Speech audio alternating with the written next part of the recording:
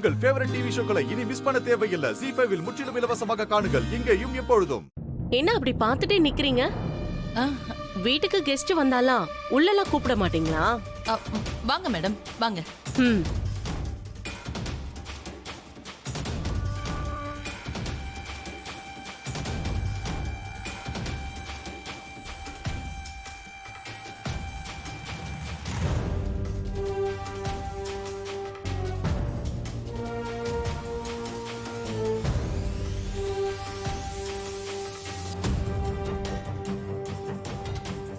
அப்போ அந்த நர்ஸு முருகன் வீட்டு அட்ரஸை வாங்கி உன் நம்பருக்கு அனுப்பிட்டா?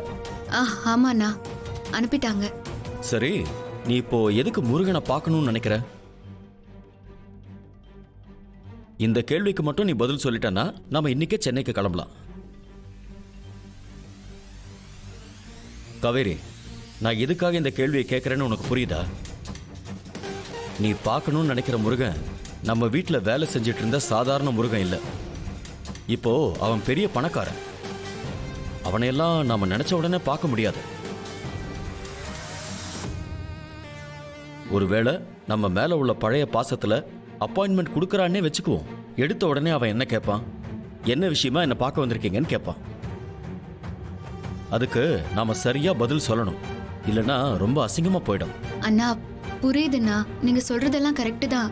அமுதா வந்த கம்பெனிக்கு கூட்டிட்டு போகும்போது நானே நேர்ல பாத்திருக்கேனா. அப்போ அந்த கம்பெனியில பார்த்த லேடிக்கும் முருகனுக்கும் என்ன தொடர்பு இருக்கும்? அந்த ஆளு எம்டியோட அம்மான்னு தானே சொன்னாரு. அப்போ அந்த லேடி தான் முருகனோட அம்மாவா? Madam, if you don't mind, நீங்க எதுக்காக வந்திருக்கீங்கன்னு தெரிஞ்சுக்கலாமா? மேடம், சார் கேள்வி கேக்குறாரு, நீங்க அதுக்கான பதில் தெரிஞ்சு வாயை மூடிட்டு நிக்கிறீங்க. நான் யாருன்னு சாருக்கு அறிமுகப்படுத்தி வைங்க. நீங்க இன்ஸ்பெக்டர் செல்லமாவா? எஸ், நான் தான் செல்லமா. அதான் நான் என்ட்ரி ஆகும் போதே என் நேம் பேட்ச பார்த்து கண்டுபிடிச்சிட்டீங்களே, அப்புறம் என்ன கேக்குறீங்க? நாம நினைச்சதை விட இவ பயங்கரமான ஆளா இருப்பா போலயே. நீங்க விக்ரம் தானே? ஆமா, நான் தான் விக்ரம். எது கேக்குறீங்க? இல்ல, சும்மா தெரிஞ்சுக்கிறதுக்காக தான் கேட்டேன். அம்மா, யார் இவங்க? எதுக்கு வீட்டுக்கெல்லாம் வந்திருக்காங்க? என் மேல கம்ப்ளைண்ட் ஏதாவது கொடுத்திருக்காங்களா என்ன? விக்ரம், அவங்க இங்க அபிஷியலா வரல, நம்ம வீட்டுக்கு கெஸ்டா வந்திருக்காங்க. நான் தான் அவங்களை இன்வைட் பண்ணிருந்தேன். ஓ, உங்களுக்கு தெரிஞ்சவங்களா? ஆமா விக்ரம். சரி. நீ போய் ரெஸ்ட் எடுப்பா. நான் மேடம் கிட்ட பேசிட்டு வரேன். சரி, பேசிட்டு வாங்க, நான் உள்ள இருக்கேன். டேய் விஜய், உனக்கும் நான் சொன்ன மகாவை பத்தி எதுவுமே தெரியலையா? தெரியல ப்ரோ. நான் வேணா என் ஃப்ரெண்ட்ஸ் கிட்ட கேட்டுட்டு சொல்றேன். சரி, கேட்டு சொல்லு. சரிம்மா, நான் உள்ள இருக்கேன். சரி.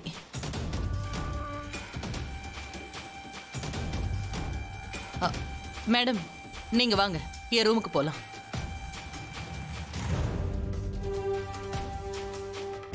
என்ன காவேரி, பேசிட்டு இருக்கும் போதே பாதியில நிறுத்திட்ட? என்ன, முருகனை பார்க்கறதுக்கான காரணத்தை கண்டுபிடிச்சிட்டியா? அதான் நான் பேசிட்டு இருக்கும் போதே மைண்டு வேற ஒரு விஷயத்துக்கு டைவர்ட் ஆயிடுச்சுன்னா. உனக்கு கொஞ்ச நாளாவே மைண்ட் இப்படி தான் அடிக்கடி டைவர்ட் ஆகுது. எல்லாம் அந்த முருகன் பண்ண வேலை. கூடிய சீக்கிரமே அவனுக்கு இருக்கு. காவேரி, எனக்கு முருகனை பார்க்கணும்னு எந்த அவசியமும் இல்லை. உனக்கு அவசியம் இருந்தா அதுக்கான காரணத்தை சொல்லு. இல்ல, நான் பெரிய காரணம் எல்லாம் எதுவும் இல்ல, ஆனா பார்க்கணும்னு தோணுதுண்ணா. என்ன தோணுது? அதான் இவ்வளவு விளக்கமா சொல்றாருல, அதுக்கு பிறகு தோணுது கீணுதுன்னு சொல்லிட்டு இருக்க.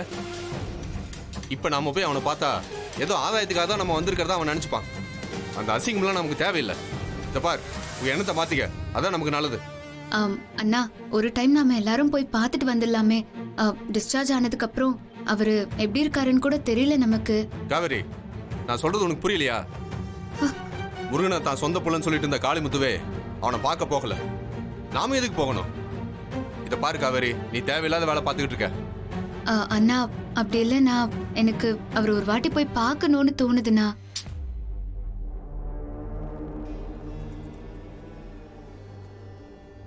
அந்த முருகனை இவ பாத்திரவே கூடாதுன்னு நம்ம தீவிரமா வேலை பார்த்துட்டு இருக்கோம்.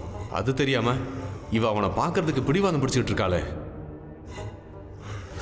அந்த சிவா தான் ஃபோன் பண்றான். என்ன விஷயமா இருக்கும்? தெரியாத மாதிரியே பேசும். ஹலோ, யாரு? யாரா?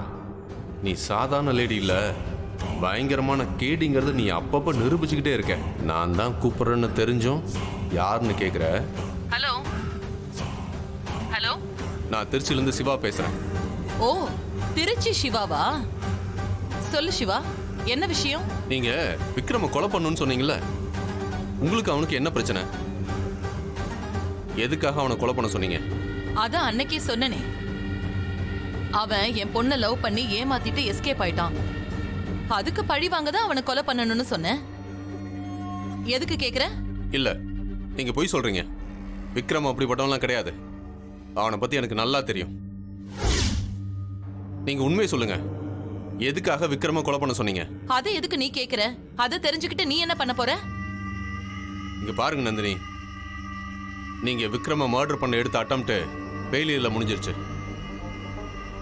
நீங்க அடுத்த அட்டம்ப்ட்லயாவது விக்ரம் கதையை முடிக்கணும்னா உண்மையை சொல்லுங்க.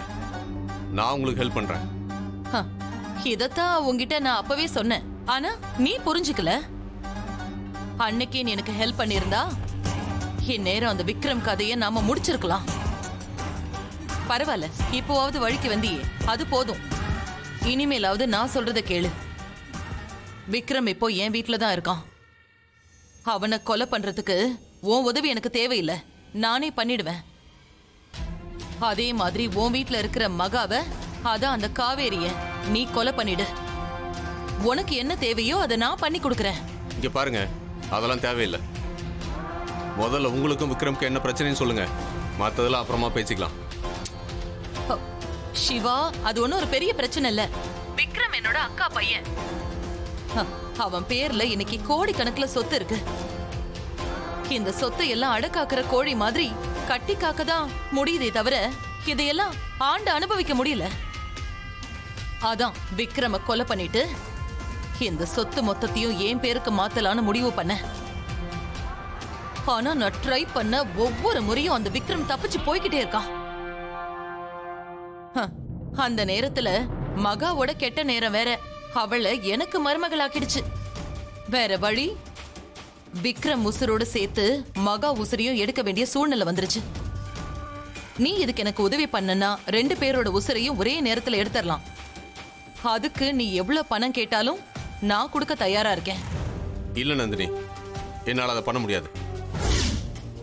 ஏன்னா காவேரி எங்க வீட்டுக்கு வந்ததுக்கு அப்புறம் தான் எங்க அண்ணனும் அண்ணியும் சந்தோஷமா இருக்காங்க. அவங்க சந்தோஷத்தை என்னால கெடுக்க முடியாது. அதுவும் இல்லாம நீங்க எதுக்கு காவிரியை கொலை பண்ணணும்னு நினைக்கணும்? அவதான் இப்ப எல்லாத்தையும் மறந்துட்டால. இல்ல சிவா, இன்னைக்கு இல்லனாலும் அவ என்னைக்காவது ஒரு நாள் இங்க வந்து எனக்கு தொல்லை கொடுத்துட்டு இருப்பா. பேசாம அவளை கொன்னுடுறதுதான் நல்லது. இல்ல நந்தினி, அந்த பயம் உங்களுக்கு தேவையில்லை. ஏன்னா விக்ரமும் மகாவும் எந்த காலத்துல ஒண்ணு சேர்ந்துடக்கூடாதுங்கிறது தான் என்னோட ஒரே எண்ணம். ஏன் உயிரே போனாலும் அவங்க 2 பேரையும் ஒண்ணு சேர விட மாட்டேன். ஜீ5 ஆப்பை டவுன்லோட் செய்து அனைத்து எபிசோடுகளையும் இலவசமாக பாருங்க.